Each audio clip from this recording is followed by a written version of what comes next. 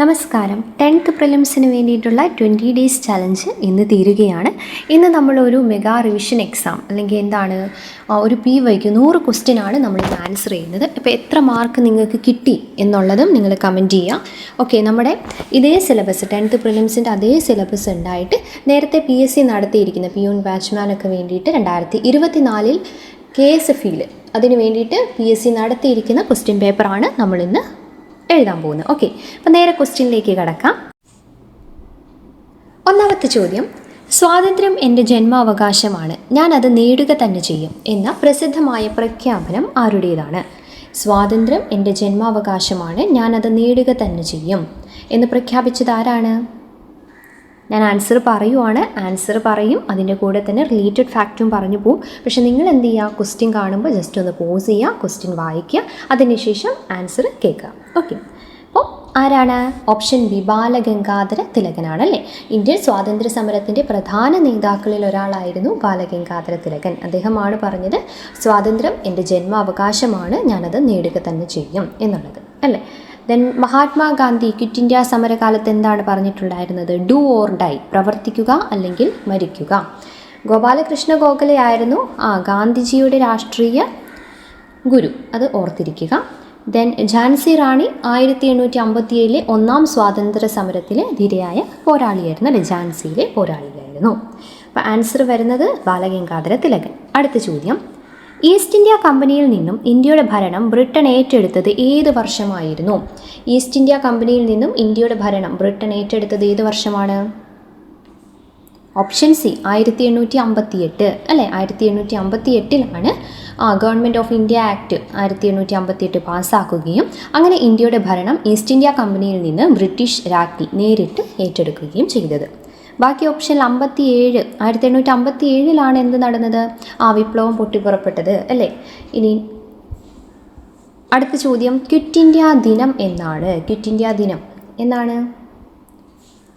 1942 August 9. Option D ആണ് വരുന്നത് അല്ലേ. 1942 ഓഗസ്റ്റ് 9 മുംബൈയിലെ ഓഗസ്റ്റ് ക്രാന്തി മൈതാനത്തിൽ ഗാന്ധിജിയുടെ നേതൃത്വത്തിൽ ക്വിറ്റ് ഇന്ത്യ സമരത്തിൻ്റെ ജനകീയ പോരാട്ടങ്ങൾ ആരംഭിച്ചത്. ജയിലിലായ ദിവസവും ഓഗസ്റ്റ് 9 ക്വിറ്റ് ഇന്ത്യ ദിനമായിട്ട്, ജയിലിലായ ദിവസമാണ് ഓഗസ്റ്റ് 9, അതാണ് നമ്മൾ ക്വിറ്റ് ഇന്ത്യ ദിനമായിട്ട് ആചരിക്കുന്നത്. ഓഗസ്റ്റ് 8 എന്തായിരുന്നു? അത് ക്വിറ്റ് ഇന്ത്യ പ്രമേയം പാസ്സാക്കിയ ദിവസമാണ് കേട്ടോ, ഓഗസ്റ്റ് 8. ആര്യ സമാജം സ്ഥാപിച്ചത് ആരാണ്? ആര്യ സമാജം സ്ഥാപിച്ചത് ആരാണ്? സ്വാമി ദയാനന്ദ സരസ്വതി. സ്വാമി ദയാനന്ദ സരസ്വതിയാണ് ആര്യ സമാജം സ്ഥാപിച്ചത്. എവിടെ വെച്ചാണ് സ്ഥാപിച്ചത്? ബോംബെയിൽ വെച്ച് അല്ലേ. ബോംബെയിൽ വെച്ച് 1875 ബോംബെയിൽ വെച്ച് സ്വാമി ദയാനന്ദ സരസ്വതി അതിൻ്റെ ആഹ്വാനം എന്തായിരുന്നു? വേദങ്ങളിലേക്ക് മടങ്ങുക എന്നതായിരുന്നു ആഹ്വാനം. അടുത്തത്, 1857 വിപ്ലവത്തിൻ്റെ ആദ്യ രക്തസാക്ഷി ആരാണ്? 1857 വിപ്ലവത്തിൻ്റെ ആദ്യ രക്തസാക്ഷി ആരാണ്?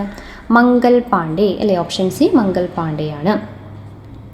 1857 ഭരത്പൂരിൽ പട്ടാള ബാരക്കിൽ വെച്ച് ബ്രിട്ടീഷ് ഉദ്യോഗസ്ഥർക്കെതിരെ ആദ്യമായി വെടിയുയർത്തുകയും തുടർന്ന് തൂക്കിലേറ്റപ്പെടുകയും ചെയ്തതാണ് ആര്? മംഗൽ പാണ്ഡെ എന്നാണ് 1857 വിപ്ലവത്തിൻ്റെ ആദ്യ രക്തസാക്ഷി. ഇന്ത്യൻ ഭരണഘടന ഔദ്യോഗികമായി നിലവിൽ വന്നത് എന്ന്? ഇന്ത്യൻ ഭരണഘടന ഔദ്യോഗികമായി നിലവിൽ വന്നതെന്നാണ്? 1950 ജനുവരി 26 അല്ലേ. 1950 ജനുവരി 26 അതാണ് നമ്മൾ റിപ്പബ്ലിക് ദിനമായിട്ട് ആഘോഷിക്കുന്നത്. ഭരണഘടനാ ദിനമായിട്ട് ആഘോഷിക്കുന്നത് എന്താണ്? അത് നവംബർ 26 കേട്ടോ, നവംബർ 26. അടുത്തത്, ഇന്ത്യൻ ഭരണഘടനയുടെ ആമുഖത്തിൽ മാറ്റം വരുത്തിയ ഭേദഗതി ഏതാണ്? ഇന്ത്യൻ ഭരണഘടനയുടെ ആമുഖത്തിൽ മാറ്റം വരുത്തിയ ഭേദഗതി ഏതാണ്? എത്രാമത്തെ ഭേദഗതിയാണ്? 42ാം ഭേദഗതി അല്ലേ. 1976 42ാമത് ഭരണഘടനാ ഭേദഗതിയിലൂടെയാണ് ഭരണഘടനയുടെ ആമുഖത്തിൽ സോഷ്യലിസ്റ്റ്, സെക്യുലർ, ഇൻ്റഗ്രിറ്റി എന്നീ വാക്കുകൾ കൂട്ടിച്ചേർത്തത് അല്ലേ. Socialist, secular, integrity. ബാക്കി ഓപ്ഷൻസിൽ 52ാം ഭേദഗതി അത് ഇതെന്തിനെ പറ്റിയിട്ടാണ്? പാർട്ടി മാറ്റ നിരോധന നിയമം അല്ലേ. 44 44ാം ഭേദഗതി എന്തായിട്ട് റിലേറ്റ് ചെയ്തതാണ്? സ്വത്തവകാശം മൗലികാവകാശങ്ങളിൽ നിന്ന് നീക്കാനൊക്കെ കൊണ്ടുവന്നതാണ്. മൗലിക കർത്തവ്യങ്ങളെക്കുറിച്ച് പ്രതിപാദിക്കുന്ന ഭരണഘടനാ ഭാഗം ഏത്? മൗലിക കർത്തവ്യങ്ങളെ പറ്റിയിട്ട് ഏത് ഭാഗത്താണ് പറയുന്നത്? ഭാഗം 4A പറയുന്നത് അല്ലേ? ഭാഗം 4A, ആർട്ടിക്കിൾ 51A കേട്ടോ. 51A ഭാഗം 4A പൗരന്മാരുടെ മൗലിക കർത്തവ്യങ്ങളെ പറ്റി പറയുന്നത്. മൗലിക അവകാശങ്ങളിൽ ഉൾപ്പെടാത്തത് ഏതാണ്? ഓക്കെ, ചൂഷണത്തിനെതിരെയുള്ള അവകാശം, സ്വാതന്ത്ര്യത്തിനുള്ള അവകാശം, സ്വത്തവകാശം, സാമ്പത്തിക സമത്വത്തിനുള്ള അവകാശം. ഉൾപ്പെടാത്തതാണ് ചോദിച്ചിട്ടുള്ളത്. ഏതൊക്കെയാണ് ഉൾപ്പെടാത്തത്? 3ഉം 4ഉം ഉൾപ്പെടുന്നില്ല അല്ലേ? അപ്പോൾ ആൻസർ ഓപ്ഷൻ സി അല്ലേ വരുന്നത്. ബാക്കി രണ്ടും നമ്മുടെ മൗലിക അവകാശങ്ങളിൽ ഉൾപ്പെടുന്നതാണ്. 44ാം ഭേദഗതിയിലൂടെയാണ് സ്വത്തവകാശം ഇപ്പോൾ ഒരു നിയമപരമായ അവകാശം മാത്രമാക്കി മാറ്റിയത്. ഓക്കെ, അടുത്ത ചോദ്യം. ഇന്ത്യ മൗലിക അവകാശങ്ങൾ കടം കൊണ്ട രാജ്യം ഏതാണ്? ഇന്ത്യ മൗലിക അവകാശങ്ങൾ കടം കൊണ്ട രാജ്യം എവിടെ നിന്നാണ്? അമേരിക്ക അല്ലേ? അമേരിക്കയിൽ നിന്നാണ് ഫണ്ടമെൻ്റൽ റൈറ്റ്സ് അല്ലെങ്കിൽ ഭരണഘടനയിലെ മൗലിക അവകാശങ്ങൾ അമേരിക്കൻ ഭരണഘടനയിലെ ബിൽ ഓഫ് റൈറ്റ്സ് എന്ന ഭാഗത്തിൽ നിന്നുമാണ് കടം കൊണ്ടിട്ടുള്ളത്. നിർദ്ദേശക തത്വങ്ങൾ എവിടെ നിന്നാ? അയർലൻഡിൽ നിന്നല്ലേ? അയർലൻഡിൽ നിന്നാണ് നിർദ്ദേശക തത്വങ്ങൾ. അടുത്ത ചോദ്യം. അയ്യങ്കാളി ജനിച്ചതെന്നാണ്? അയ്യങ്കാളി ജനിച്ചത് 1863, ഇതാണ് ഡേറ്റ്, ഓഗസ്റ്റ് 28 1863 ഓഗസ്റ്റ് 28 കേട്ടോ. ഓഗസ്റ്റ് 28 തിരുവനന്തപുരം ജില്ലയിലെ വെങ്ങാനൂരിലാണ് അയ്യങ്കാളി ജനിച്ചത്. ബ്രിട്ടീഷുകാർക്കെതിരെ കേരളത്തിൽ നടന്ന ആദ്യത്തെ സംഘടിത കലാപം ഏതാണ്? ബ്രിട്ടീഷുകാർക്കെതിരെ കേരളത്തിൽ നടന്ന ആദ്യത്തെ സംഘടിത കലാപം ഏതാത്? ആറ്റിങ്ങൽ കലാപം. Option A. എന്നാണ് നടന്നത്? 1721 തിരുവിതാംകൂറിലെ ആറ്റിങ്ങലിൽ വെച്ചാണ് നടന്നിട്ടുണ്ടായത് കേട്ടോ. ആറ്റിങ്ങൽ കലാപം തിരുവിതാംകൂറിലാണ്. മലബാർ കലാപം എന്നാണ്? അത് 1921 കേട്ടോ. ഓക്കെ, 1921 ഇത് മലബാർ കലാപം. ഇന്ത്യൻ നാഷണൽ കോൺഗ്രസിൻ്റെ പ്രസിഡന്റ് സ്ഥാനം അലങ്കരിച്ച ഏക മലയാളി ആരായിരുന്നു?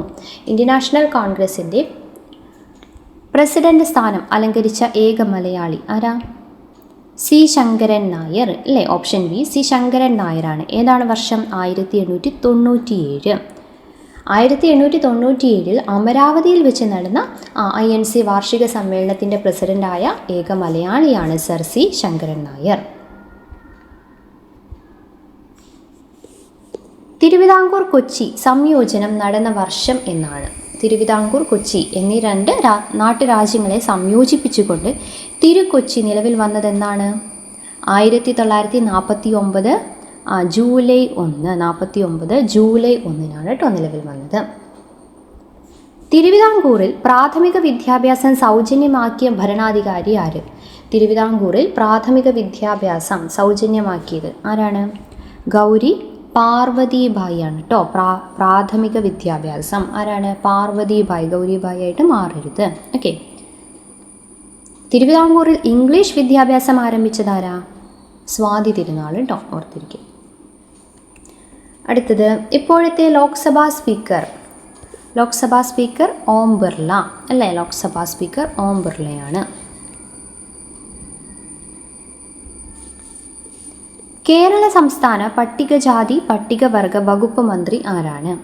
കേരള സംസ്ഥാന പട്ടികജാതി പട്ടികവർഗ വകുപ്പ് മന്ത്രി ആരാണ്? KA തുളസിയാണ് കേട്ടോ. KA തുളസി. ആരുടെയെല്ലാം ശ്രമഫലമായാണ് ഇന്ത്യൻ ദേശീയ ബഹിരാകാശ ഗവേഷണ സമിതി രൂപീകൃതമായത്? ആരുടെയെല്ലാം ശ്രമഫലമായാണ് ഇന്ത്യൻ ദേശീയ ബഹിരാകാശ ഗവേഷണ സമിതി രൂപീകൃതമായത്? ആരൊക്കെയാണ്? വിക്രം സാരാഭായും അതോടൊപ്പം തന്നെ ആരാണ്? ജവഹർലാൽ നെഹ്റു. ഓപ്ഷൻ സി ആണ് വരുന്നത്. വിക്രം സാരാഭായും ജവഹർലാൽ നെഹ്റുവും. എന്നാണ്? 1962 അല്ലേ? INCOSPAR Indian national committee for space research രൂപീകരിച്ചു. അത് പിന്നീട് എന്തായി മാറി? ISRO ആയി മാറി. ഡോക്ടർ DS കോതാരി കമ്മീഷനുമായി ബന്ധമില്ലാത്ത പ്രസ്താവന ഏത്? ബന്ധമില്ലാത്തതാണ് കേട്ടോ ചോദിച്ചിട്ടുള്ളത്. നോക്കി, ധാർമ്മിക വിദ്യാഭ്യാസത്തിന് ഊന്നൽ നൽകണം. സെക്കൻഡറി തലത്തിൽ തൊഴിലധിഷ്ഠിത വിദ്യാഭ്യാസം നടപ്പിലാക്കണം. 10+2+3 മാതൃകയിൽ വിദ്യാഭ്യാസം നടപ്പിലാക്കണം. അധ്യാപക പരിശീലന സമിതി രൂപീകരിക്കണം. അപ്പോൾ ഇതിൽ ബന്ധമില്ലാത്തത് ഏതാണെന്നാണ് ചോദിച്ചിരിക്കുന്നത്. ഏതാണ് ബന്ധമില്ലാത്തത്? നാലാമത്തെ അല്ലേ, അധ്യാപക പരിശീലന സമിതി രൂപീകരിക്കണം എന്നതാണ് അതിലില്ലാത്തത്. അടുത്ത ചോദ്യം, സ്വാതന്ത്ര്യാനന്തരം രൂപീകൃതമായ സംസ്ഥാന പുനഃസംഘടനാ കമ്മീഷൻ അംഗങ്ങൾ ആരൊക്കെയാണ്? സ്വാതന്ത്ര്യാനന്തരം രൂപീകൃതമായ സംസ്ഥാന പുനഃസംഘടനാ കമ്മീഷൻ്റെ അംഗങ്ങൾ ആരൊക്കെയാണ്?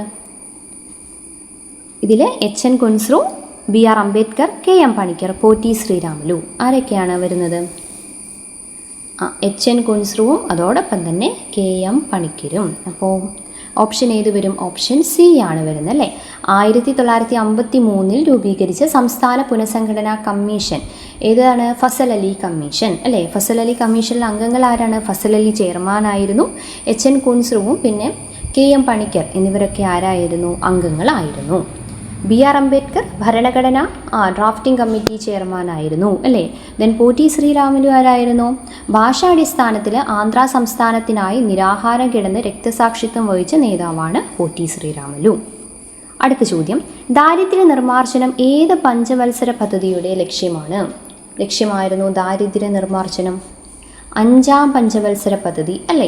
ഇന്ദിരാഗാന്ധിയുടെ നേതൃത്വത്തിൽ ഗരീബി ഹഠാവോ, ദാരിദ്ര്യ നിർമ്മാർജ്ജനം ചെയ്യുക എന്ന പ്രധാന മുദ്രാവാക്യം മുന്നോട്ട് വെച്ചത് 5ാം പഞ്ചവത്സര പദ്ധതി കാലത്താണ്. 1ാം പഞ്ചവത്സര പദ്ധതിയിൽ ഊന്നൽ നൽകിയിരുന്നത് കാർഷിക മേഖലയ്ക്കാണ്. ഇന്ത്യയും ചൈനയും തമ്മിൽ ഒപ്പുവെച്ച പഞ്ചശീല തത്വങ്ങളിൽ നിർദ്ദേശം അല്ലാത്തതേത്? ഓക്കെ, അതിൽ നിർദ്ദേശമല്ലാത്തതാണ് ചോദിച്ചിരിക്കുന്നത്. 4 ഓപ്ഷൻസ് നോക്കാം. പരസ്പരം ആക്രമിക്കാതിരിക്കുക, ഐക്യരൂപ സമാനതയിലുള്ള വിശ്വാസം, ഐക്യരാഷ്ട്ര സഭയിലുള്ള വിശ്വാസം എന്നാണ് കേട്ടോ. ഐക്യരാഷ്ട്ര സഭയിലുള്ള വിശ്വാസം. ദെൻ ആഭ്യന്തര കാര്യങ്ങളിൽ പരസ്പരം ഇടപെടാതിരിക്കുക, സമത്വവും പരസ്പര സഹായവും പുലർത്തുക. ഇതിൽ നിർദ്ദേശങ്ങളിലല്ലാത്തതാണ്. നമ്മൾ SCERT ടോപ്പിക് വൈസ് ക്ലാസ് പഠിച്ചപ്പോൾ ഇന്ത്യൻ ഹിസ്റ്ററിയായി റിലേറ്റ് ചെയ്ത് നമ്മൾ പഠിച്ചപ്പോൾ കറക്റ്റ് ഉണ്ടായല്ലേ ഈ പോയിൻറ്റ്സൊക്കെ. അപ്പോൾ ഏതാണ് ഇതിൽ വരാത്തത്? ഐക്യരാഷ്ട്ര സഭയിലുള്ള വിശ്വാസം. ഐക്യരാഷ്ട്ര സഭയിലുള്ള വിശ്വാസം എന്നാണ് കേട്ടോ ഈ ഓപ്ഷൻ ബി. അതാണ് ഇതിൽ വരാത്തത് കേട്ടോ. അപ്പം ഓപ്ഷൻ ബി ആണ് അവിടെ വരുന്നത്. 1954 ഇന്ത്യയും ചൈനയും പഞ്ചശീല തത്വങ്ങളിൽ ഒപ്പുവെച്ചത് കേട്ടോ. അടുത്തത്, നീതി ആയോഗിൻ്റെ ഇപ്പോഴത്തെ വൈസ് ചെയർമാൻ ആരാണ്? നീതി ആയോഗിൻ്റെ ഇപ്പോഴത്തെ വൈസ് ചെയർമാൻ ആരാണ്? അശോക് കുമാർ ലാഹിരിയാണ്. അശോക് കുമാർ ലാഹിരി. ദെൻ ISROയുടെ ഇപ്പോഴത്തെ ചെയർമാൻ ആരാണ്? ISRO V Narayanan. ISROയുടെ ഇപ്പോഴത്തെ ചെയർമാൻ ആരാണ്? V നാരായണൻ. താഴെ നൽകിയിരിക്കുന്നവയിൽ ഇന്ത്യൻ ഉപദ്വീപിൻ്റെ തെക്കേ അറ്റം ഇന്ത്യൻ ഉപദ്വീപിൻ്റെ തെക്കേ അറ്റം ഏതാണെന്നാണ് ചോദിച്ചിരിക്കുന്നത്. ഏതാ വരുന്നത്? കന്യാകുമാരി അല്ലേ. ഇന്ത്യൻ പ്രധാന ഭൂപ്രദേശത്തിൻ്റെ ഏറ്റവും തെക്കേ അറ്റമാണ് തമിഴ്നാട്ടിലെ കന്യാകുമാരി അല്ലേ. ഇന്ദിരാ പോയിൻ്റോ? ഓപ്ഷൻ ഡി ഇന്ദിരാ പോയിൻ്റോ? അത് ഇന്ത്യയുടെ മൊത്തത്തിലുള്ള ദ്വീപുകൾ ഉൾപ്പെടെ ഏറ്റവും തെക്കേ അറ്റമാണ് കേട്ടോ. ഓക്കെ, ഉപദ്വീപിൻ്റെ എന്ന് എടുത്ത് ചോദിക്കുവാണെങ്കിൽ അത് കന്യാകുമാരിയാണ് ഉത്തരം. കേരളത്തിലെ ഏറ്റവും വലിയ ജില്ല ഏതാണ്? കേരളത്തിലെ ഏറ്റവും വലിയ ജില്ല ഏതാണ്?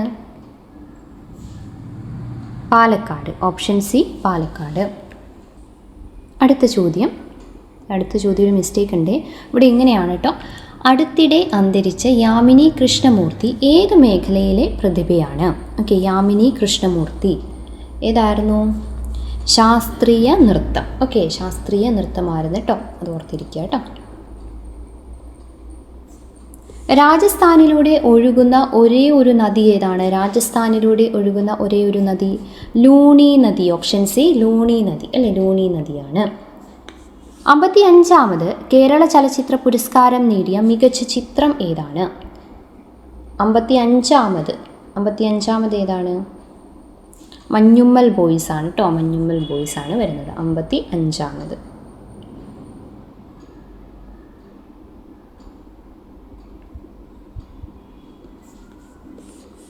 ഇന്ത്യയിലെ ഏറ്റവും ഉയരം കൂടിയ കൊടുമുടി. ഇന്ത്യയിലെ ഏറ്റവും ഉയരം കൂടിയ കൊടുമുടി ഏതാണ്? മൗണ്ട് K2 കേട്ടോ. ഗോഡ്വിൻ ഓസ്റ്റിൻ എന്നറിയപ്പെടുന്ന മൗണ്ട് K2, കാരക്കോറം 2. ഇതാണ് ഇന്ത്യയിലെ ഏറ്റവും ഉയരം കൂടിയ കൊടുമുടി. എവറസ്റ്റ് ലോകത്തിലെ ഏറ്റവും ഉയരം കൂടിയ കൊടുമുടിയാണ്. ആനമുടിയോ കേരളത്തിലെയും ദക്ഷിണേന്ത്യയിലെയും ഏറ്റവും ഉയരം കൂടിയ കൊടുമുടിയാണ്. താഴെ നൽകിയിരിക്കുന്നവയിൽ കേരളത്തിലെ ഏറ്റവും വലിയ അണക്കെട്ട് ഏതാണ്? കേരളത്തിലെ ഏറ്റവും വലിയ അണക്കെട്ട് ഇടുക്കി അണക്കെട്ട്. പെരിയാർ നദിക്ക് കുറുകെയാണ് അല്ലേ. ബാണാസുര സാഗർ ഡാം എന്താണ് പ്രത്യേകത? ഇന്ത്യയിലെ ഏറ്റവും വലിയ എർത്ത് ഡാമാണ്, എർത്ത് ഡാം. ദെൻ 2024 പാരീസ് ഒളിമ്പിക്സിൽ വെങ്കല മെഡൽ നേടിയ ഷൂട്ടിംഗ് താരം ആരാണ്? ഷൂട്ടിംഗ് താരം. പാരീസ് ഒളിമ്പിക്സിൽ വെങ്കല മെഡൽ നേടിയ ഷൂട്ടിംഗ് താരം ആരാണ്? മനു ഭാക്കർ ആണ് കേട്ടോ. ആരാണ്? മനു ഭാക്കർ. ഇന്ത്യയുടെ മധ്യഭാഗത്തു കൂടി കടന്നു പോകുന്ന രേഖാംശ രേഖ ഏതാണ്? ഇന്ത്യയുടെ മധ്യഭാഗത്തു കൂടി കടന്നു പോകുന്ന രേഖാംശ രേഖ ഏതാത്? ഇതാണ് ഉത്തരായന രേഖ അഥവാ ട്രോപ്പിക് ഓഫ് ക്യാൻസർ അല്ലേ. ഇന്ത്യയുടെ മധ്യഭാഗത്തു കൂടി കടന്നു പോകുന്ന അക്ഷാംശ രേഖയാണ് ഉത്തരായന രേഖ. ഇന്ത്യയിലെ 8 സംസ്ഥാനങ്ങളിലൂടെയാണ് ഇത് കടന്നു പോകുന്നത്. മലയാള സിനിമാ മേഖലയിലെ സ്ത്രീകൾ നേരിടുന്ന വിവേചനങ്ങളെക്കുറിച്ച് റിപ്പോർട്ട് തയ്യാറാക്കിയ കമ്മിറ്റി ഏതാണ്? ജസ്റ്റിസ് ഹേമ കമ്മിറ്റി അല്ലേ. Justice K Hema committee. Justice K Hema കമ്മിറ്റിയാണ് കേട്ടോ. K Hema committee.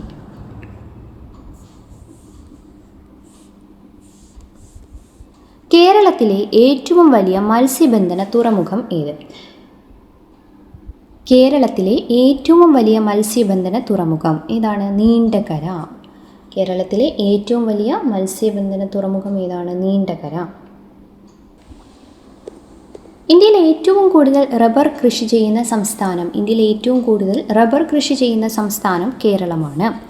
ഇന്ത്യയിലെ ആദ്യത്തെ ഡിജിറ്റൽ കോടതി നിലവിൽ വന്ന സംസ്ഥാനം. ഇന്ത്യയിലെ ആദ്യത്തെ ഡിജിറ്റൽ കോടതി നിലവിൽ വന്നത് എവിടെയാണ്?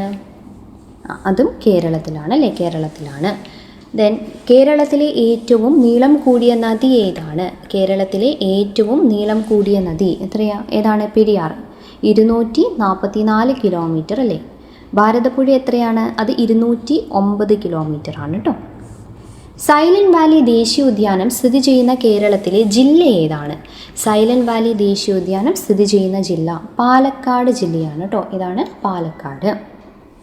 കേരളത്തിൻ്റെ സംസ്ഥാന ഫലം ഏത്? കേരളത്തിൻ്റെ സംസ്ഥാന ഫലം ഇതാ ചക്ക അല്ലേ. കേരളത്തിൻ്റെ സംസ്ഥാന ഫലം ഏതാണ്? ചക്കയാണ്. 2018 മാർച്ചിലാണ് കേരള സർക്കാർ ഔദ്യോഗികമായി ചക്കയെ കേരളത്തിൻ്റെ സംസ്ഥാന ഫലമായിട്ട് പ്രഖ്യാപിച്ചത് കേട്ടോ. സമ്പൂർണ്ണ ഡിജിറ്റൽ സാക്ഷരതാ നേട്ടം കരസ്ഥമാക്കിയ കേരളത്തിലെ ആദ്യ പഞ്ചായത്ത് ഏതാണ്? പുല്ലമ്പാറയാണ് കേട്ടോ. തിരുവനന്തപുരം ജില്ലയിലെ പുല്ലമ്പാറയാണ് സമ്പൂർണ്ണ ഡിജിറ്റൽ സാക്ഷരതാ പഞ്ചായത്തായിട്ട് മാറിയത്. കേരളത്തിലെ ഏത് നഗരമാണ് സാംസ്കാരിക നഗരമായി അറിയപ്പെടുന്നത്? സാംസ്കാരിക നഗരം ഏതാണ്? തൃശ്ശൂർ അല്ലേ. തൃശ്ശൂർ പൂരമൊക്കെയുള്ള സാംസ്കാരിക നഗരം തൃശ്ശൂരാണ്. എടയ്ക്കൽ ഗുഹ സ്ഥിതി ചെയ്യുന്ന ജില്ല. എടയ്ക്കൽ ഗുഹ എവിടെയാണ്?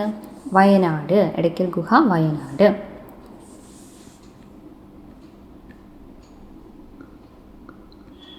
സ്വയം തൊഴിൽ വേതന തൊഴിൽ പദ്ധതികളിൽ ഉൾപ്പെടാത്തത് ഏതാണ്? സ്വയം തൊഴിൽ വേതന തൊഴിൽ പദ്ധതികളിൽ ഉൾപ്പെടാത്തത് ഏതാണ്? നോക്കിയേ. മഹാത്മാഗാന്ധി ദേശീയ ഗ്രാമീണ തൊഴിലുറപ്പ് പദ്ധതി, ജീവനം പദ്ധതി, അയ്യങ്കാളി നഗര തൊഴിലുറപ്പ് പദ്ധതി, ദെൻ സുഭിക്ഷ കേരളം പദ്ധതി. ഓക്കെ. ഇതിൽ ഈ പദ്ധതികളിൽ ഉൾപ്പെടാത്തതാണ് ചോദിച്ചിട്ടുള്ളത്. ഏതാണ്?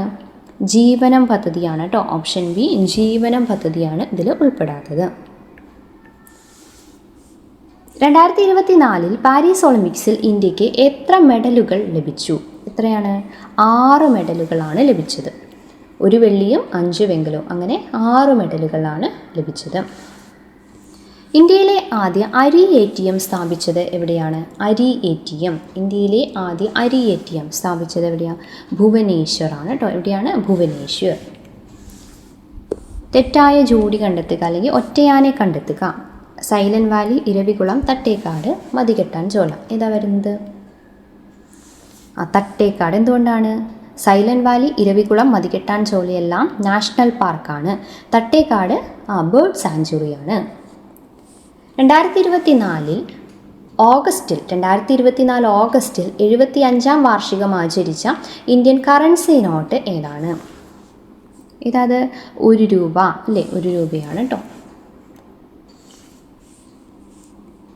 ഭൗമശാസ്ത്രജ്ഞർ സോയിൽ പൈപ്പിംഗ് എന്ന പ്രതിഭാസത്തെ ഏത് പേരിൽ വിശേഷിപ്പിക്കുന്നു?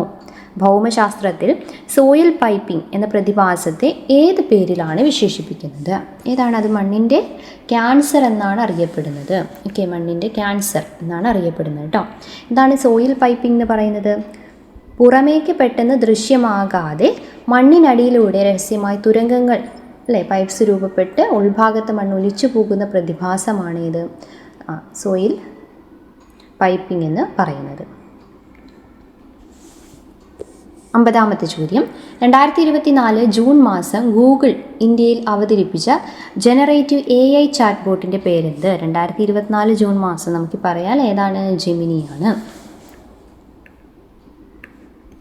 2024 പ്രഖ്യാപിച്ച 70ാമത് ദേശീയ ചലച്ചിത്ര അവാർഡിൽ മികച്ച ചിത്രമായി തിരഞ്ഞെടുക്കപ്പെട്ട മലയാള ചലച്ചിത്രം ഏതാണ്? 2024 ഇന്ത്യയുടെ ദേശീയ അവാർഡിൽ മികച്ച ചിത്രമായി തിരഞ്ഞെടുക്കപ്പെട്ട മലയാള ചലച്ചിത്രം ഏതാണ്? ഇതാണ് ഓപ്ഷൻ ബി, ആട്ടം. ഇതാണ് ആട്ടമാണ് കേട്ടോ, ആട്ടം. ഇത് 70ാമതാണ്. ഇനി 71ാമത് അവാർഡ്, അതായത് 2025 ഏറ്റവും മികച്ചത് ഏതായിരുന്നു? ഏറ്റവും മികച്ച ചിത്രം 12th ഫെയിൽ ആയിരുന്നു കേട്ടോ. 12th ഫെയിൽ ഹിന്ദി ചിത്രമായിരുന്നു. 2024 ഓഗസ്റ്റ് 16 EOS 8 വിക്ഷേപിക്കാൻ ISRO ഉപയോഗിച്ച വാഹനം ഏതാണ്? EOS 08 വിക്ഷേപിക്കാൻ SSLV D3 ആണ്. എന്താണ്? SSLV D3 ആണ് കേട്ടോ. Small satellite launch vehicle. ഉച്ഛ്വാസവുമായി ബന്ധപ്പെട്ട പ്രസ്താവനകൾ പരിശോധിച്ച് ശരിയായ ഉത്തരം കണ്ടെത്തുക. ഡയഫ്രം ചുരുങ്ങി വളവ് അല്പം നിവരുന്നു, വാരിയെല്ലിൻ കൂട് ഉയരുന്നു. ദെൻ ഡയഫ്രം പൂർവ്വസ്ഥിതിയിലാകുന്നു, വാരിയെല്ലിൻ കൂട് താഴുന്നു. ഔരാശയത്തിൻ്റെ വ്യാപ്തി വർദ്ധിക്കുന്നു. ഇവിടെ ഔരാശയം എന്നാണ് കേട്ടോ. എന്താണ്? ഔരസാശയത്തിൻ്റെ വ്യാപ്തി വർദ്ധിക്കുന്നു, ശ്വാസകോശം വികസിക്കുന്നു. അപ്പോൾ ഇതിൽ ഉച്ഛ്വാസവുമായി ബന്ധപ്പെട്ട പ്രസ്താവനകളിൽ ശരിയായത് ഏതാണെന്നാണ് ചോദിച്ചിരിക്കുന്നത്. ഏതൊക്കെയാണ്? 1ാമത്തെയും 3ാമത്തെയും ശരിയാണ്, 2ാമത്തെ തെറ്റാണ്. അതായത് നമ്മൾ ശ്വാസം ഉള്ളിലേക്ക് എടുക്കുമ്പോൾ എന്ത് സംഭവിക്കും? ഡയഫ്രം ചുരുങ്ങി താഴേക്ക് പോകുന്നു. ഓക്കെ, അപ്പം നിവരും. ഇവിടെ പ്രസ്താവന 2 എന്താണ് തെറ്റാൻ കാരണം? ഡയഫ്രം പൂർവ്വസ്ഥിതിയിലാവുന്നത് എപ്പോഴാണ്? അത് ഉച്ഛ്വാസത്തിലല്ല, നിശ്വാസത്തിലാണ്. അതുകൊണ്ടാണ് ഇത് തെറ്റായത്. അടുത്ത ചോദ്യം. മുറ, നീലിരവി, ബദാവരി എന്നീ അത്യുൽപാദന ശേഷിയുള്ള ഇനങ്ങൾ താഴെ പറയുന്നവയിൽ ഏതിലാണ് ഉൾപ്പെടുക? ഏതാണത്? എരുമയാണ് കേട്ടോ. ഓപ്ഷൻ ഡി, എരുമയാണ്. മുറ, നീലിരവി, ബദാവരി.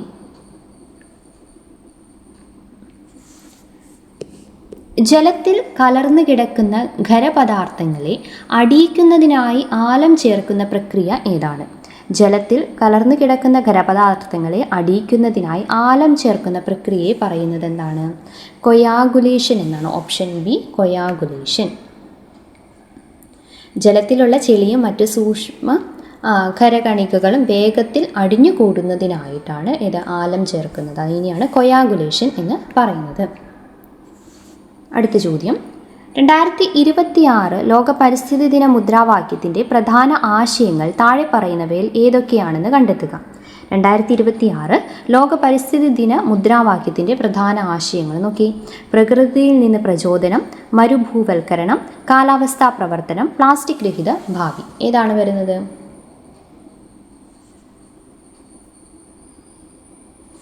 ഒന്നും മൂന്നും എന്ന് പറയുമ്പോൾ ഓപ്ഷൻ സി ആണ് വരുന്നത്. 1, 3 ശരിയാണ്. 2026 ലോക പരിസ്ഥിതി ദിനത്തിൻ്റെ പ്രധാന മുദ്രാവാക്യം എന്ന് പറയുന്നത് എന്താണ്? പ്രകൃതിയിൽ നിന്ന് പ്രചോദനം ഉൾക്കൊണ്ട് കാലാവസ്ഥയ്ക്കായി, നമ്മുടെ ഭാവിക്കായി. Inspired by nature for climate for our future എന്നതായിരുന്നു കേട്ടോ.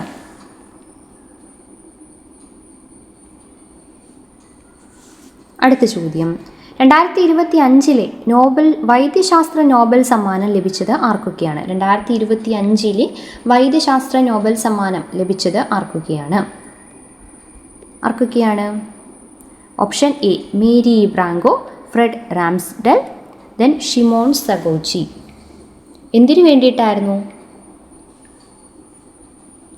മനുഷ്യ ശരീരത്തിലെ പ്രതിരോധ സംവിധാനം സ്വന്തം അവയവങ്ങളെ ആക്രമിക്കുന്നത് തടയുന്ന peripheral immune tolerance, regulatory T കോശങ്ങൾ എന്നിവയുമായി ബന്ധപ്പെട്ട നിർണായക കണ്ടുപിടുത്തങ്ങൾക്കാണ് ഈ 3 ശാസ്ത്രജ്ഞർക്ക് 2025 പുരസ്കാരം ലഭിച്ചത് കേട്ടോ. ഓക്കെ, 2024 ജേതാക്കളാണ് ആര്? ഈ വിക്ടറും അതോടൊപ്പം തന്നെ ഗാരി.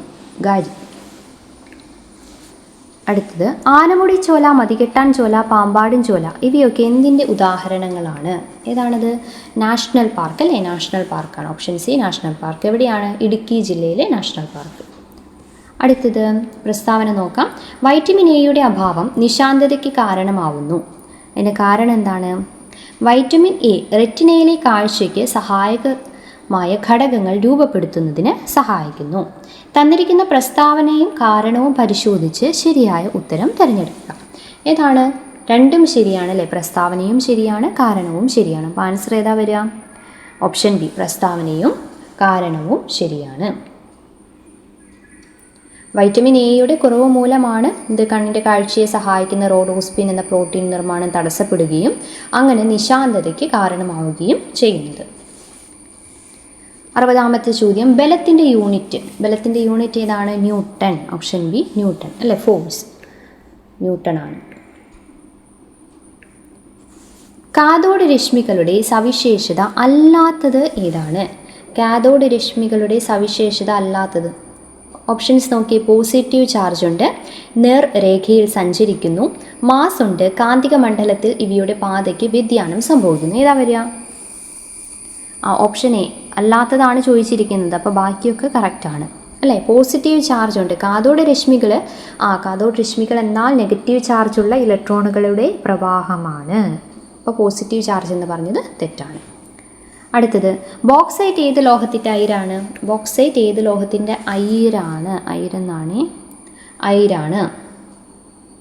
ഇതാണ് aluminium. Option D aluminium.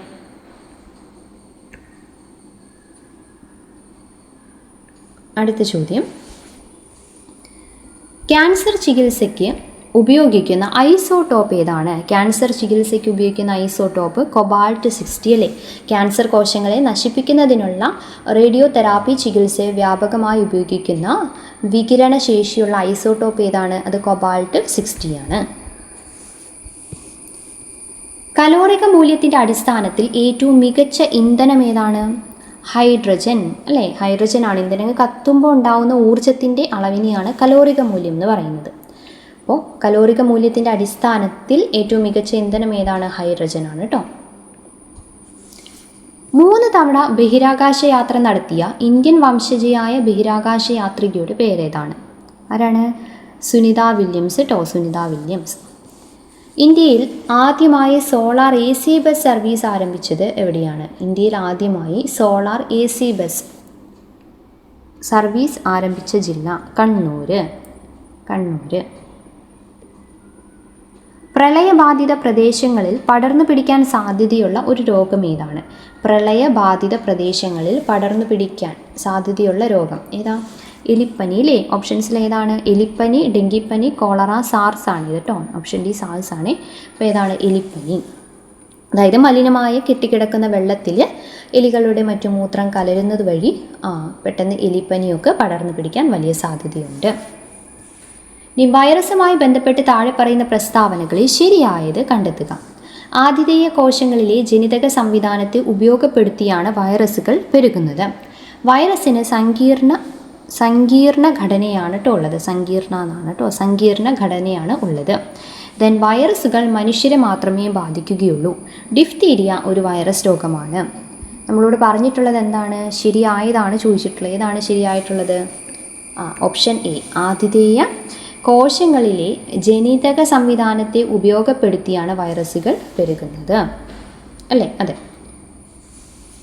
Diphtheria എന്ന് പറയുന്ന വൈറസ് അല്ല, അതെന്താണ്? അതൊരു ബാക്ടീരിയൽ രോഗമാണ് കേട്ടോ. ദെൻ മലേറിയയ്ക്ക് കാരണമാകുന്ന രോഗവാഹകർ ആരാണ്? അനോഫിലസ് കൊതുക് അല്ലേ? അനോഫിലസ് പെൺകൊതുകാണ്. ഓപ്ഷൻ എ അനോഫിലസ് പെൺകൊതുക്. മലേറിയ പരത്തുന്നത് പ്ലാസ്മോഡിയം എന്ന പ്രോട്ടോസോവയാണ്. എന്നാൽ അതിനെ മനുഷ്യരിലേക്ക് എത്തിക്കുന്നത് ആരാണ്? ഫീമെയിൽ ആയിട്ടുള്ള അനോഫിലസ് അല്ലെങ്കിൽ അനോഫിലസ് പെൺകൊതുകുകളാണ്. അടുത്ത ചോദ്യം, താഴെ കൊടുത്തിരിക്കുന്നവയിൽ പകർച്ചവ്യാധികൾക്ക് ഉദാഹരണം അല്ലാത്തത് ഏതാണ്? പകർച്ചവ്യാധികൾക്ക് ഉദാഹരണമല്ലാത്തത് നോക്കി. ക്യാൻസർ, ഡയബറ്റിക്, ഹൈപ്പർ ടെൻഷൻ, മുകളിൽ പറഞ്ഞവയല്ല ഏതാണ്? ഓപ്ഷൻ ഡി മുകളിൽ പറഞ്ഞവയെല്ലാം. അതെന്താണ്? ക്യാൻസർ, പ്രമേഹം, ഉയർന്ന രക്തസമ്മർദ്ദം എന്നിവയൊന്നും ഒരാളിൽ നിന്ന് മറ്റൊരാളിലേക്ക് പകരുന്നതല്ല. 71ാമത്തെ ചോദ്യം, എൻഡോസൾഫാൻ ദുരിതബാധിതർക്ക് പ്രതിമാസം ധനസഹായം നൽകുന്ന പദ്ധതി ഏതു പേരിൽ അറിയപ്പെടുന്നു? എൻഡോസൾഫാൻ ദുരിതബാധിതർക്ക് ഏത് പേരാണത്? സ്നേഹസാന്ത്വനം.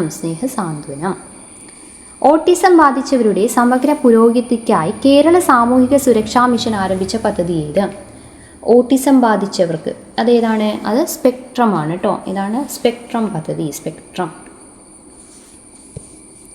അമീബിക് മസ്തിഷ്ക ജ്വരം ആദ്യമായി കേരളത്തിൽ റിപ്പോർട്ട് ചെയ്ത ജില്ല ഏതാണ്? അമീബിക് മസ്തിഷ്ക ജ്വരം ആദ്യമായി റിപ്പോർട്ട് ചെയ്ത ജില്ല ആലപ്പുഴ ജില്ലയാണ് കേട്ടോ. ഇതാണ് ആലപ്പുഴ ജില്ല. താഴെ പറയുന്നവയിൽ ജീവിതശൈലി രോഗത്തിന് ഉദാഹരണങ്ങൾ ഏതൊക്കെയാണ്? പക്ഷാഘാതം, ക്യാൻസർ, അനീമിയ, എയ്ഡ്സ്. ഏതാണ് ജീവിതശൈലി രോഗത്തിന് ഉദാഹരണമായിട്ടുള്ളത്?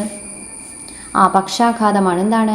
തെറ്റായ ആഹാര രീതി, വ്യായാമക്കുറവ്, മാനസിക സമ്മർദ്ദം എന്നിവ കാരണം ഉണ്ടാകുന്ന ഉയർന്ന രക്തസമ്മർദ്ദം മൂലം തലച്ചോറിലെ രക്തക്കുഴലുകൾ പൊട്ടുകയോ അല്ലെങ്കിൽ അടയുകയോ ചെയ്യുന്നതിനെയാണ് നമ്മൾ പക്ഷാഘാതം, സ്ട്രോക്ക് എന്ന് പറയുന്നത് അല്ലേ?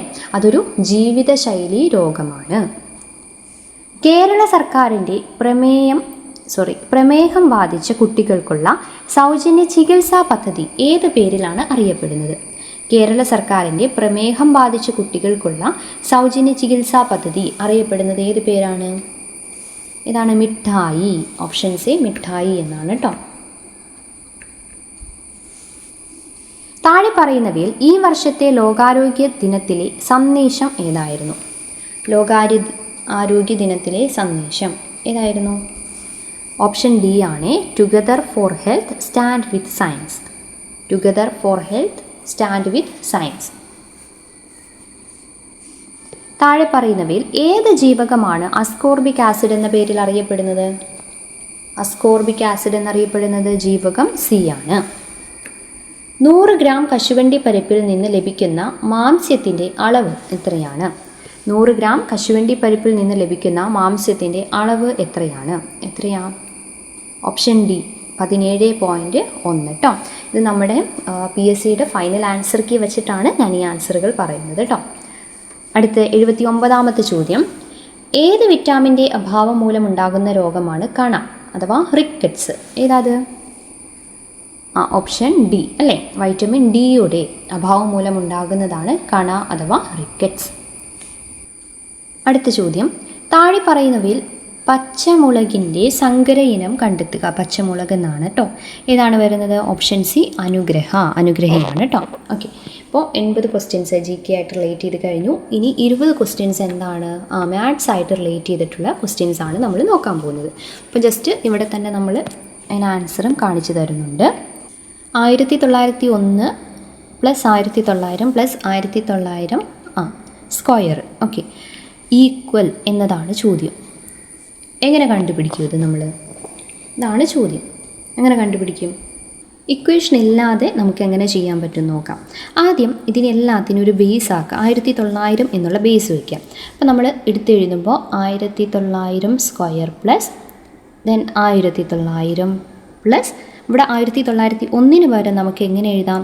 1900 + 1 എന്ന് എഴുതാം. ഓക്കെ, ഇനി എടുത്തെഴുതിയ 1900 സ്ക്വയർ പ്ലസ് ഇവിടെ 2900 ആഡ് ചെയ്യണം. അപ്പോൾ 2 × 1900 + 1 എന്ന് എഴുതാം. ഇപ്പോൾ ഇതെന്ത് രീതിയിലായി? നമ്മുടെ A square plus 2ab plus B square എന്ന രീതിയിലായി അല്ലേ. അപ്പോൾ അതെങ്ങനെയാണ് A plus B whole square എന്നുള്ളതിനല്ലേ A square plus 2ab plus B square. അപ്പോൾ A plus B whole square കാണുക. എ എന്ന് പറയുന്നത് 1900 പ്ലസ് ബി എന്ന് പറയുന്നത് 1 ആണ് ഹോൾ സ്ക്വയർ. അപ്പോൾ എന്ത് വരും 1901 സ്ക്വയർ. ആൻസർ വരുന്നത് ഓപ്ഷൻ എ ആണ്. ഓക്കെ, അടുത്ത ചോദ്യം. അടുത്ത ജസ്റ്റ് ആഡ് ചെയ്യുക മൈനസ് ചെയ്യുക മാത്രമേ ഉള്ളൂ. നേരെ നമുക്ക് എഴുതി നോക്കാം അല്ലേ. ആദ്യം എന്താണ് 12.635 അതിൻ്റെ കൂടെ 1.965 ആഡ് ചെയ്യണം. പിന്നെ ആഡ് ചെയ്യേണ്ടത് ലാസ്റ്റുള്ള 0.035 ആണ്.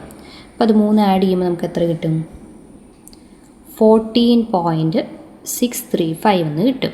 അതിൽ നിന്ന് എന്ത് കുറയ്ക്കുക, ഈ 2.635 ഉണ്ടല്ലോ 2.635 മൈനസ് ചെയ്യുക. അപ്പോൾ 12 എന്ന് കിട്ടും. ഓക്കെ, അടുത്ത ചോദ്യം. മാർച്ച് 1 വെള്ളിയാഴ്ചയാണെങ്കിൽ അതേ വർഷത്തെ നവംബർ 1 ഏത് ദിവസമായിരിക്കും? മാർച്ച് 1 വെള്ളിയാഴ്ചയാണെങ്കിൽ അതേ വർഷത്തെ നവംബർ 1 ഏത് ദിവസമായിരിക്കും? ഇപ്പോൾ ഫെബ്രുവരി അല്ല, മാർച്ച് മുതൽ നോക്കിയാൽ മതി. ഇപ്പോൾ എന്ത് ചെയ്യണം, സാധാരണ രീതിയിൽ മാർച്ച് 1 സെയിം തന്നെയാണ് ഏത് നവംബറിലും വരുന്നത്. അപ്പോൾ ഇവിടെ എങ്ങനെ നമുക്ക് ചെയ്ത് നോക്കാമല്ലാതെ ഡൗട്ടില്ലാത്ത രീതിയിൽ എങ്ങനെ ചെയ്യാം? മാർച്ച് 1 നവംബർ 1 എപ്പോഴും ഒരേ ദിവസമായിരിക്കും. എന്നാലും നമുക്ക് ജസ്റ്റ് ഒന്ന് ആഡ് ചെയ്ത് നോക്കാം അല്ലേ. മാർച്ച് 1 നോക്കണ്ട, ബാക്കിയുള്ള 31 ദിവസത്തിൽ ബാക്കി 30 ദിവസം. March, April 30, May, June, July, August, September, October 31 ദിവസം അല്ലേ. അപ്പോൾ ടോട്ടൽ പിന്നെ നവംബർ 1. അപ്പോൾ ടോട്ടൽ എത്ര ദിവസമുണ്ട് 245 ദിവസം. 245 ദിവസത്തെ നമ്മൾ 7 കൊണ്ട് ഡിവൈഡ് ചെയ്യുമ്പോൾ നമുക്ക് എത്ര കിട്ടും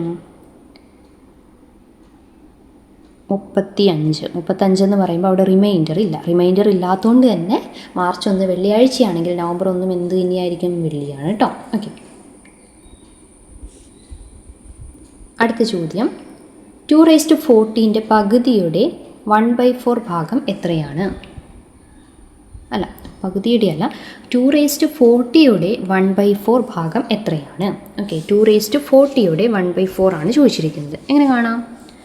എക്സ്പൊണൻറ്റിൻ്റെ ലോ വെച്ച് നമ്മൾ ചെയ്യുമ്പോൾ 2⁴ ഇൻറ്റു 1/4 അത് നമുക്ക് എങ്ങനെ എഴുതാം? 2⁴ ഡിവൈഡഡ് ബൈ 4 എന്ന് എഴുതാമല്ലോ. ഇത് 2ൻ്റെ എക്സ്പോണൻ്റ് ആക്കുമ്പോൾ 2⁴ ഡിവൈഡഡ് ബൈ 4ന് നമുക്ക് എങ്ങനെ പറയാം 2² എന്ന് പറയാം. അപ്പോൾ നോക്കി, ഇതൊരു ഇക്വേഷൻ അല്ലേ. ഏത് ഇക്വേഷനാണത്? a⁻m divided by a⁻n. അപ്പോൾ a⁻m ഡിവൈഡഡ് ബൈ a⁻n എന്ന് പറയുന്നത് എന്താണ്? a⁻m - n ആണ്. അപ്പോൾ 2⁴ മൈനസ് 2 ചെയ്യാം ഈക്വൽ 2�38 ആണ് ആൻസർ വരുന്നത്. ഓക്കെ, 38 കേട്ടോ. 2�38 ഓപ്ഷൻ സി ആണ് ആൻസർ വരുന്നത്. അടുത്ത ചോദ്യം 85ാമത്തത്. അനന്യയ്ക്ക് ഒരു കേക്കിൻ്റെ 2/5 ഭാഗവും അൽമിതയ്ക്ക് അതേ കേക്കിൻ്റെ 10/25 ഭാഗവും വീതിച്ച് നൽകിയാൽ എത്ര ഭാഗം കേക്ക് മിച്ചമുണ്ടാകും എന്നതാണ് ചോദ്യം. ഓക്കെ, നോക്കാം എങ്ങനെയാണ് ചെയ്യാൻ പറ്റുന്നത് നോക്കാം. ആദ്യം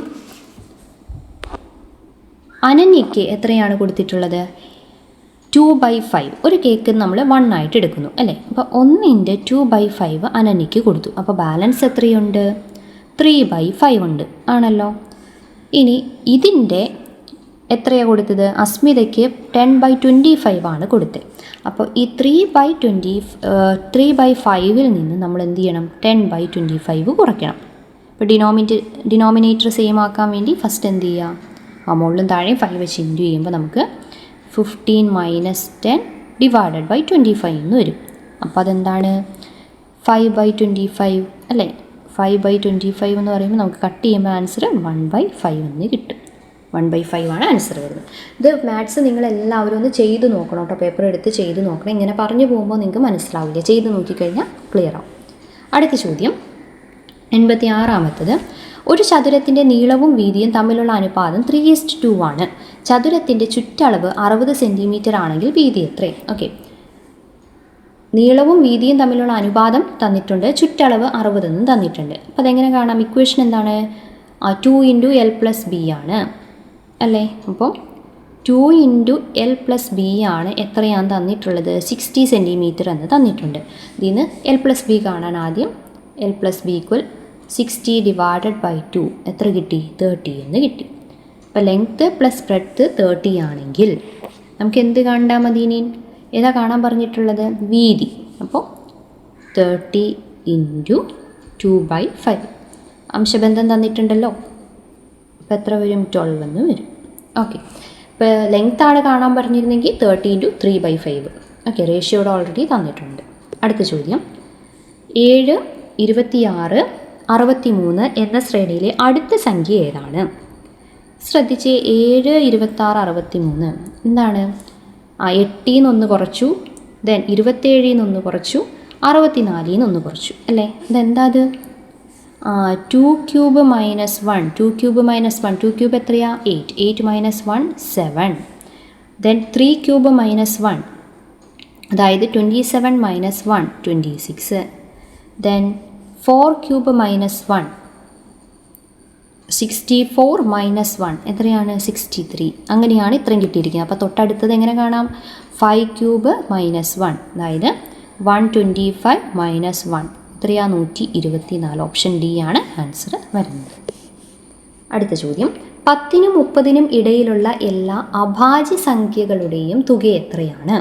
അഭാജ്യ സംഖ്യകളുടെ തുകയാണ് നമ്മളോട് ചോദിച്ചിരിക്കുന്നത്. ഓക്കെ, നമുക്ക് സാധാരണ രീതിയിൽ നമ്മൾ പഠിച്ചു വയ്ക്കാറുണ്ടല്ലേ. ഏതൊക്കെയാണ് അഭാജ്യ സംഖ്യ? 11, 13, ദെൻ 17, 19, 23, 29. എത്രയാണ് ഇതിൻ്റെ ടോട്ടൽ? 112. Option D 112. അടുത്ത ചോദ്യം ഒന്ന് ശ്രദ്ധിക്കുക കേട്ടോ. ഒരു വരിയിൽ സ്മിതയുടെ സ്ഥാനം അനുവിനേക്കാൾ മുന്നിലാണ്. ഓക്കെ, അനുവിനേക്കാൾ മുന്നിലാണെന്നാണ് കേട്ടോ. ഇവിടെ ഒരു അനുവുണ്ട്, അനുവിനേക്കാൾ മുന്നിലാണ്. ഇനി വരിയുടെ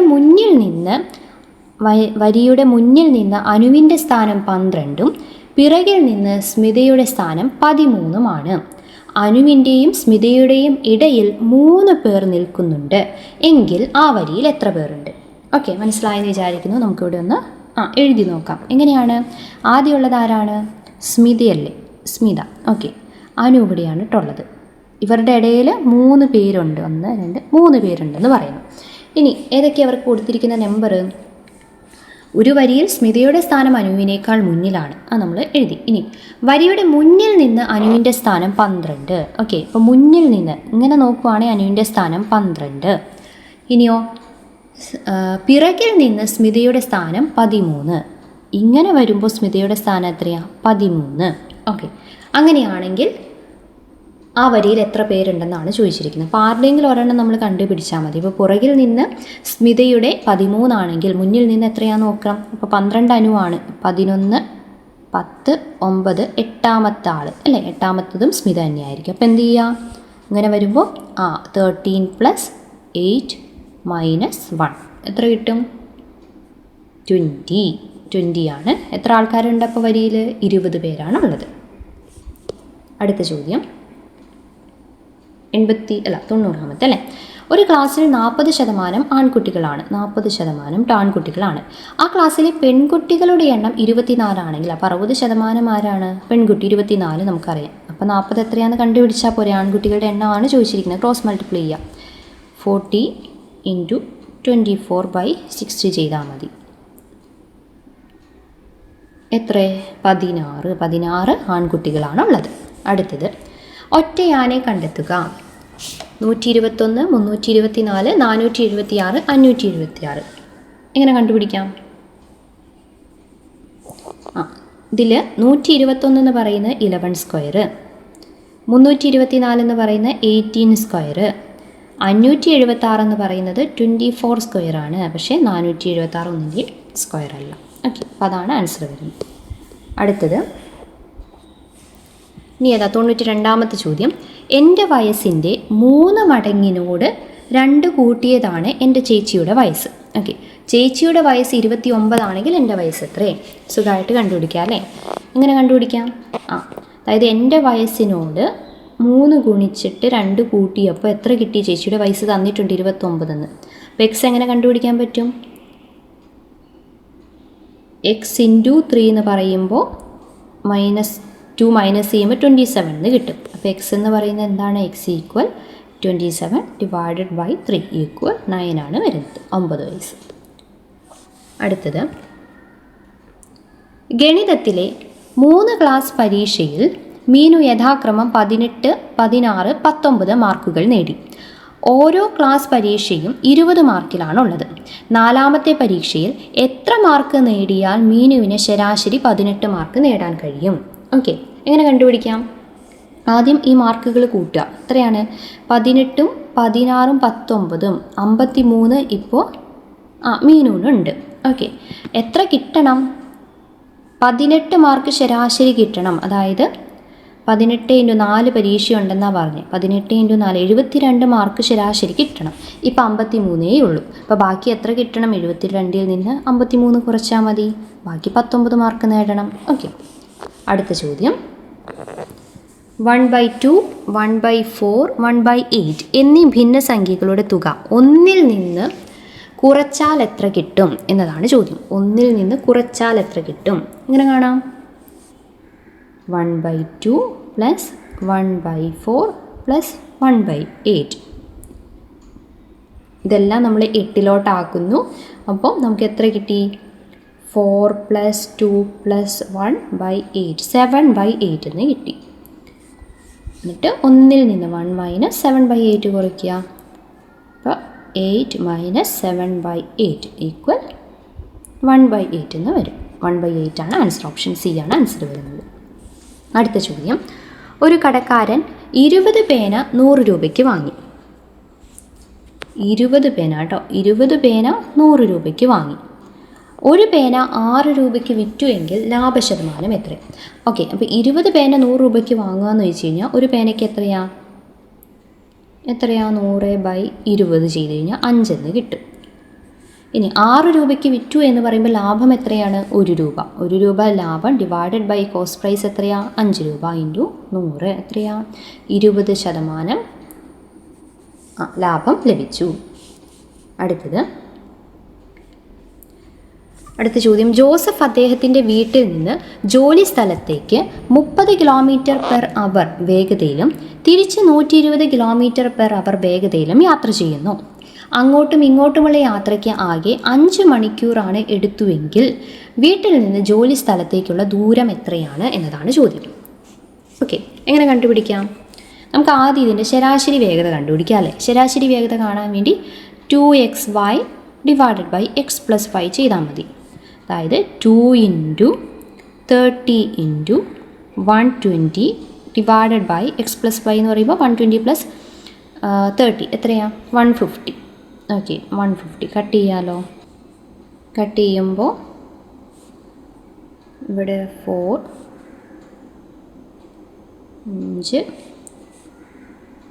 then 6, ഇപ്പോൾ എത്ര കിട്ടി? 48 എന്ന് കിട്ടി.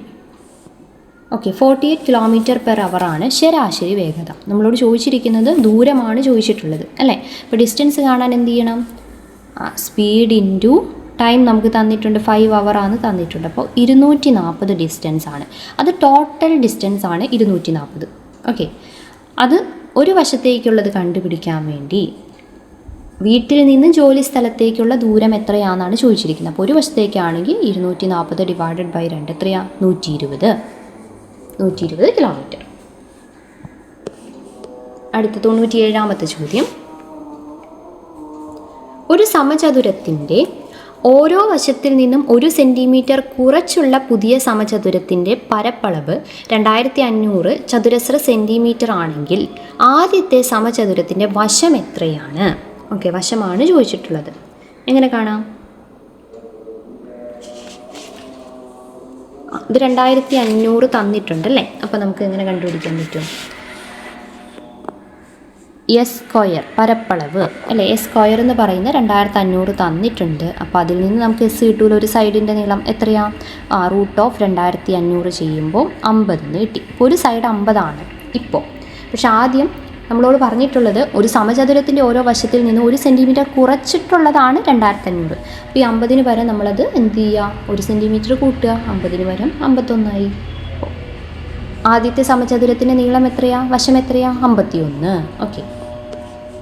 അടുത്തത് വിട്ടുപോയ പദം കണ്ടുപിടിക്കുക. 3, 7, 15, 63. എങ്ങനെയാണ്? 3, 7, 15, 63 ഇങ്ങനെയാണ്. ഇത് തമ്മിലുള്ള ഡിഫറൻസ് നോക്കി. 3ഉം 4ഉം 7 വരുമ്പോൾ അവിടെ 8, 15ൻ്റെ അവിടെ 16 വരും. അപ്പോൾ മുകളിൽ എന്ത് വരും? 31. ദെൻ 31ഉം 63ഉം തമ്മിലുള്ള ഡിഫറൻസ് 32. ഇങ്ങനെയാണ് വരുന്നത്. ഓക്കെ. 4 × 2, 8 × 2, 16 × 2 അങ്ങനെ. അടുത്ത ചോദ്യം.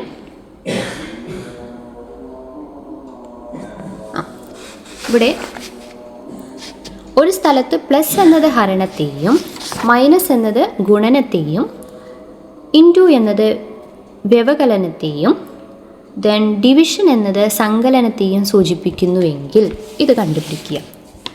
ജസ്റ്റായി സയൻസ് അങ്ങോട്ടും ഇങ്ങോട്ടും മാറ്റിവിട്ടാൽ മാത്രം മതി അല്ലേ. എങ്ങനെ കണ്ടുപിടിക്കാം? 20 പ്ലസിൻ്റെ അവിടെ എന്തായി?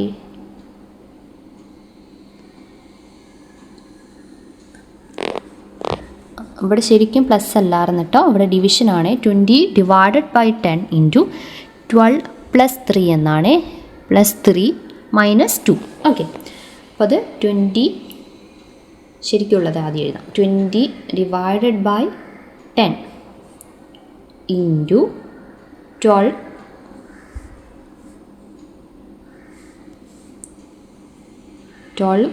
+ 3 - 2 എന്നതാണ് ക്വസ്റ്റ്യൻ. അത് അങ്ങോട്ടും ഇങ്ങോട്ടും മാറ്റുമ്പോൾ 20 + 10 - 12 ഡിവൈഡഡ് ബൈ 3 ഇൻറ്റു 2 എന്ന് വരും. എങ്ങനെ കണ്ടുപിടിക്കാൻ? 20 + 10 30 - 12 ഡിവൈഡഡ് ബൈ 3 4 ഇൻറ്റു 2. അപ്പോൾ 26 ഡിവൈഡഡ് ബൈ 2 ആൻസർ വരുന്നത് 52. ഓപ്ഷൻ സി 52 ആണ്. അടുത്ത ലാസ്റ്റ് ചോദ്യം. ഒരു രണ്ടക്ക സംഖ്യയുടെ അക്കങ്ങളുടെ തുക 8. അക്കങ്ങൾ തിരിച്ചിട്ട് കിട്ടുന്ന പുതിയ രണ്ടക്ക സംഖ്യ തന്നിരിക്കുന്ന രണ്ടക്ക സംഖ്യയേക്കാൾ 18 കൂടുതലാണ്. തന്നിരിക്കുന്നതിൽ രണ്ടക്ക സംഖ്യ ഏതാണെന്നാണ് നമ്മളോട് ചോദിച്ചിരിക്കുന്നത്. നമുക്ക് എന്ത് ചെയ്യാം? ഓപ്ഷൻ വെച്ച് കണ്ടുപിടിക്കാം. അതായത് ഒരു രണ്ടക്ക സംഖ്യയുടെ തുകകൾ അക്കങ്ങളുടെ തുക 8 ആണ് തന്നിട്ടുണ്ട്. അപ്പോൾ ഇതൊക്കെ നോക്കി ഇതെല്ലാം 8 വെച്ചിട്ടുള്ളതാണ്. അപ്പം നമുക്ക് ഓപ്ഷൻ ബി എടുത്ത് നോക്കി. ഓപ്ഷൻ ബി അല്ല, നമുക്കൊരു ഓപ്ഷൻ സി എടുത്ത് നോക്കാം അല്ലേ. നോക്കി 53 5ഉം 3ഉം കൂട്ടുമ്പോൾ നമുക്ക് 8 കിട്ടും. എന്നാൽ പിന്നെ പറയുന്നത് എന്താണ്? അക്കങ്ങൾ തിരിച്ചിട്ട് കിട്ടുന്ന പുതിയ സംഖ്യ, അതായത് 35. 53-ന് പകരം പിന്നെ 35 അല്ലേ. അപ്പോൾ അക്കങ്ങൾ തിരിച്ചിട്ട് കിട്ടുന്ന പുതിയ രണ്ടക്ക സംഖ്യ തന്നിരിക്കുന്ന രണ്ടക്ക സംഖ്യയേക്കാൾ 18 കൂടുതലാണെന്ന് പറയുന്നു. അപ്പോൾ ഞാനിവിടെ എടുത്തത് ആദ്യം ഏതാണ്? 53. പിന്നെ അത് തിരിച്ചിട്ടപ്പോൾ 35 അപ്പോൾ അത് കുറയുകയാണ് ചെയ്തത്. അപ്പോൾ അതുകൊണ്ട് ഈ ഓപ്ഷൻ ആവില്ല. ഇനി നമുക്ക് ഓപ്ഷൻ ബി ഒന്ന് എടുത്ത് നോക്കിയാലോ. 3 + 5 8 കിട്ടി. ഇനി അത് തിരിച്ചിട്ടപ്പോൾ 5ഉം 3 53. 53-ൽ നിന്ന് 35 കുറച്ചപ്പോൾ എത്ര കിട്ടി? 18 കിട്ടി.